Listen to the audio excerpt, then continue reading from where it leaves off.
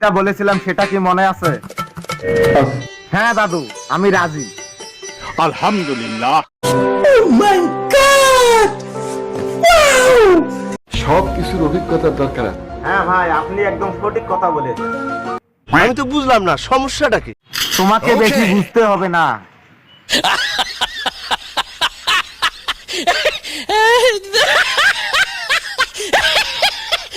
আচ্ছা মনে করুন আপনি বিয়ে করেছেন, কি? আমি এখন বিয়ে করিনি।